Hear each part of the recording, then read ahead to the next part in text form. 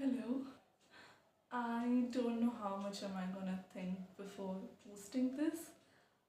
If you're seeing this, that means I just stopped spiraling and hit upload. This is my first video, so please be kind. I still don't know where to look, what to talk about, how much to smile, how to talk friendly.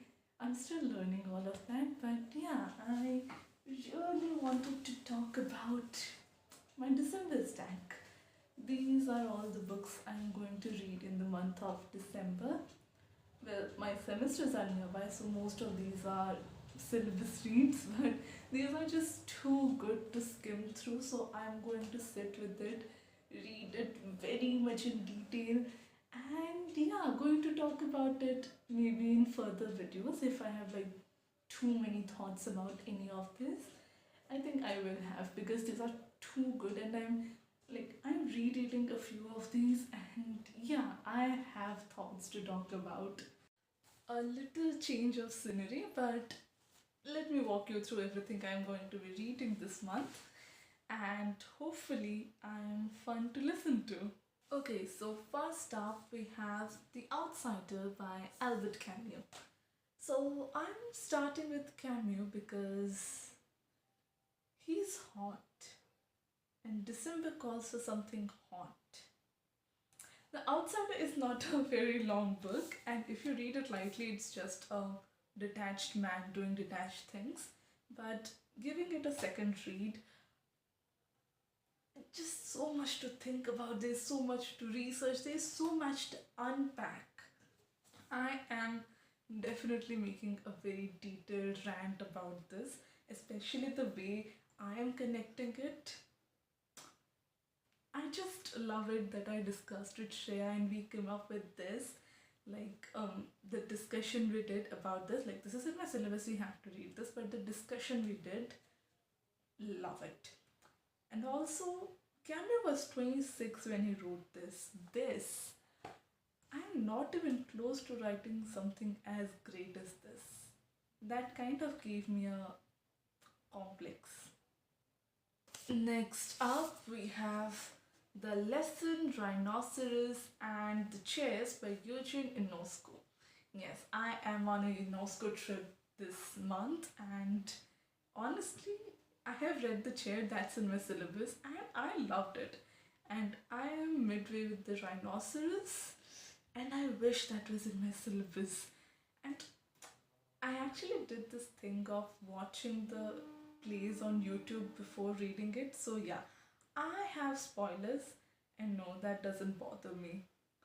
So I have heard that the lesson is about the, like, of course it's theatre of absurd. It is no surprise that it is absurd, but it talks about the violence of language, how language becomes oppressive when it stops being communication and becomes domination. And I love how the absurd playwrights came up with such amazing ideas. Like, I could have not been able to think something like that. It just wonders me so much. Then we have Rhinoceros. I am loving it. As I said, I am very much mad that this is not in my syllabus as well. I would have devoured any question about this on my answer sheet.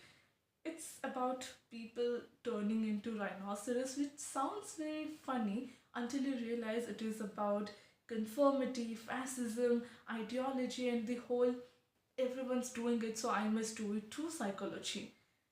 And it's just wonderful the way UNESCO writes about it. I am loving his plays. Like, I hate that simple metaphorization of this is just a fascist play. Like, when you watch or read about UNESCO, how he grew up surrounded by rising extremism, it just feels so very personal. Then what we have in our syllabus is The Chairs. That is why I bought it, because the single copy of The Chair was very pricey. But somehow three together is not pricey. So yeah, The Chairs, it's about an empty room, hundreds of invisible people, two people filling the room with chairs and hoping the people who come would listen to their message, the great message they have, but they are unable to deliver it. They trust that message to an orator who turns out to be deaf mute. It just, I can't explain how hilarious and heartbreaking that is. I enjoyed every moment of this. So, yeah, giving it a read is also very fun. Okay, so the next is Bend in the River by V.S. Naipaul. Naipaul. I have complicated feelings about him as a person, but as a writer, I love him.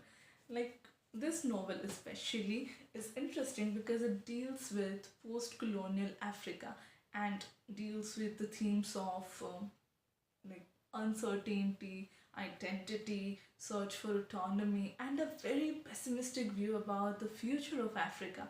And Naipaul romanticizes none of it. So yeah, very excited about it. I have completed, I think, 2 to 3 chapters of it. I'm not even halfway through it. I need to complete it very soon. So yeah, wish me luck. We have Life of Galileo by Bertolt Brecht. I hope I'm correct pronouncing it correctly. I'm not butchering it up. So, Life of Galileo. If I'm being fully honest, I hope it was Mother Courage and her children. I love that play. But this is in my syllabus, and syllabus is syllabus. I can't do anything about it. I need to read this. But yeah, I wish my syllabus included Mother Courage and her children. I enjoyed that play, and I hope that I will enjoy this as well. But I'm not fully into it yet, and I'm getting bored in the first few pages. Hopefully, I'll enjoy it if I force myself through it. I need to enjoy it. I need to write about it in the exams. I want to enjoy it because epic theater is a good concept, but it doesn't feel good enough in this text. I don't want to judge it. I know Bertolt Brecht is a great playwright. I have read, as I said, Mother Courage and Her Children. I love it. So, yeah, I want to love this as well. I want to. Hopefully, by the time I finish it, I have opinions which sounds less like, I hope this was Mother Courage. Next up, I have my most favorite read of the semester, Ghosts by Henrik Ibsen. I love Henrik Ibsen, and Ghost is so tense, and what I like about is you can see what is coming through the foreshadowing. You can literally see it, and you're still like, no, no, no, no. Like, it's just like when you're watching a movie. Well, it is meant to be watched. It's very sad that we only get to read it. I hope I can watch it somewhere like live in the theater. But yeah, this is a fun read as well. There is no easy victim, there is no easy villain, and the ending, yeah. So yeah, I love it and I cannot wait to give it another read. Because our syllabus makers realized we are Indian after all, we have Mrchchakatikam by Sudraka. To be honest, I love how energetic and chaotic and messy this is, with a mix of romance, politics, humor, social commentary, and whatnot. There is a clever courtesan who is in love with a broke but ethical hero. There is love triangle, thieves, monks, poetic catcalling, and what not. And it's not written by some great sage. Sudraka is supposedly a king, or maybe not. The authorship is debated, and I like that little historical mystery. I think Indian classical literature often surprises people because we think of it as a rigid, moralistic thing, but then there is place which is so chaotic and very much aware of power and class. And yeah, there is a movie about it with Rekha in it, and I love the movie as well. I think, done with the first act, and I can't wait to complete the book as well. Next up, we have Abhijnanasakuntalam by Kalidasa. And I have this really beautiful copy of it. I am in love with this copy. I am rereading this with like attention to the Sanskrit aesthetics, the rasa, the natural imagery, a very keen eye towards all the emotions involved. Like the plot kind of annoys me. I am not a huge fan of the plot, but the beauty of the play lies in its language than its plot. So, yeah, this is a good read, and I can read it multiple times just because it comes in this cover. It just, for some reason, it's just so beautiful to my eyes. Next up, we have Marxism and Literary Criticism by Terry Eagleton. Yeah, I have a few non-fiction. I don't know if it's non-fiction. Like this is not fiction, but I don't think this is non-fiction. I think this is just academic reads. So yeah, I am to complete this as well. I have a part of this in my syllabus, but I came across a few questions in a CUET paper about Marxism, so I'm like, better complete it all. But to be honest, I actually dodged off within the first few chapters. Like, I don't know how I will go through this, but I really want to complete this. So, yeah, pray for me. I actually want to sound like someone who understands Marxism and everything. So, it's kind of an ego issue more than an intellectual issue. So, yeah, I want to complete it. Okay, so next up we have The Second Sex by Simone de Beauvoir. I have a Kindle copy of this because the book is too expensive to get, and yeah, I have taken upon myself the mammoth task of completing this, and I'm not going to complete it in December. I cannot, and honestly, I don't even want to. Beauvoir's writing is just too important, too overwhelming to rush through. I am reading chapters here and there which tie into the construction of gender, identity, all of that kind of stuff. Like, I think that's the whole book, but yeah, the main point, so that I think I only have the part one or the book one of this in my semester. Not even the complete of book one, but I want to complete at least book one. And yeah, it will help me with the broader understanding for exam and for the polishing of my argumentative spirit. Hopefully, I complete this by February. Hopefully. Next up, I have two short stories by Alice Munroe. The Bear Came Over the Mountain and The Face. Not The Face, only Face.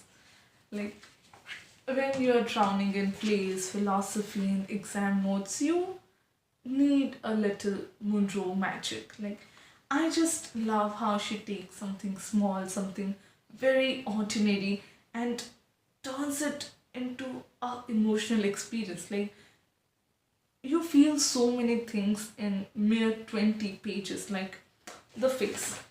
Here she talks about identity, shame, childhood memories, and you end up feeling so much for the main character in less than 20 pages. Like, I love how she do that. And my personal favorite is The Bear Came Over the Mountain. Like, the way she writes aging, memory loss, long relationships, there is no villain, there is no melodrama. I just love it. So, yeah, I am giving it a good read. I'm writing notes here and there because, yeah, that's what I do when I read. And finally, my palette cleanser for the month is Mahishasura, The Legend of Kumarikandam by Anand Neelakantan. After all the European drama, philosophy, and Sanskrit drama, I needed something contemporary, something mythological, and something I can really, really enjoy. Neelakantan is known for like the flipping perspective, taking villains, giving them a backstory, and I enjoy that.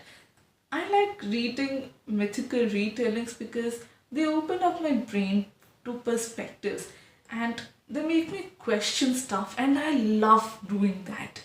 This is not for my exams, this is for my sanity, and I wish and I hope I have chosen a good one for my sanity. So, yes, this is my December stack. If you made it till here, thank you. I know I probably rambled a lot. I probably look like I rehearsed this 20 times and still forgot half the things I meant to say, but I genuinely enjoyed talking about these books, and please let me know. I would love to know if anyone liked listening to me, or if anyone even watched this. And yeah, I am going to breathe now. I rewatched these 5 times. Probably regret this a lot. And yeah, read all of these because they will not be read themselves. Oh, I love the color scheme of this. This looks so pretty. It goes with my outfit. That's so color coordinated. I love this. So yeah, thank you for watching. Bye.